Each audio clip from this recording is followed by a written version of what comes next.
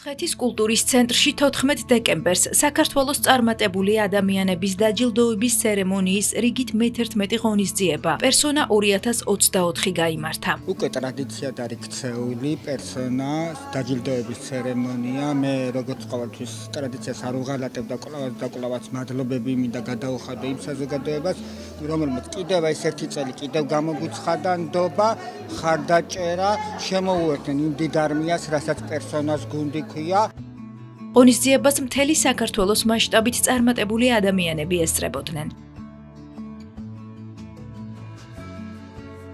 როგორც ყოველთვის, რა თქმა უნდა, ღელვა მთელი წელი ემზადებით, მთელი წელი ელოდება ძვირფასი საზოგადოება საქართველოს მასშტაბით და არა მარტო საქართველოს მასშტაბით.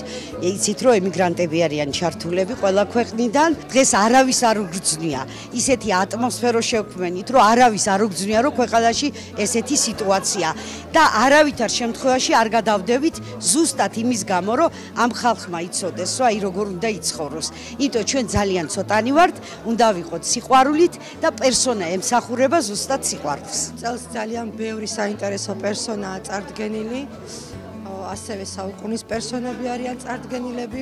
მე მოხარული ვარ, რომ როგორც ეთნო პერსონამ, ასევე პერსონაც წარმატებით ძალიან ლამაზ გარემოში და კარგ შვიდ გარემოში ჩაივლის და მომავალი წლიდან კიდევ შეუდგებით უკვე მომავალი წლის პერსონებზე მუშაობას. საუკუნის პერსონის ტიტული პოეტ ირაკლი საღლიანს და მედიცინის აკადემიურ დოქტორს 78 წლის მოქმედ ექიმს ლალი ცხოვრებაშვილს გადაეცა. ჩემთვის პირადად ეს არის ძალიან დიდი პატივი, მაგრამ აი ამ საზეიმო განწყობას აბნელებს ის მდგომარეობა, რაც არის შექმნილი ჩემ ქვეყანაში.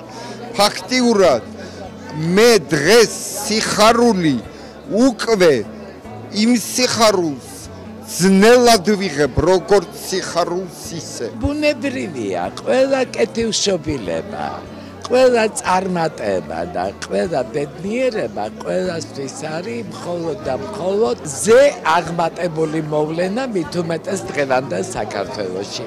ვარ ძალიან ბედნიერი, ვარ მადლიერი და მიხარია, რომ სახალხოდ ასეთი საჩუქარი მივიღე.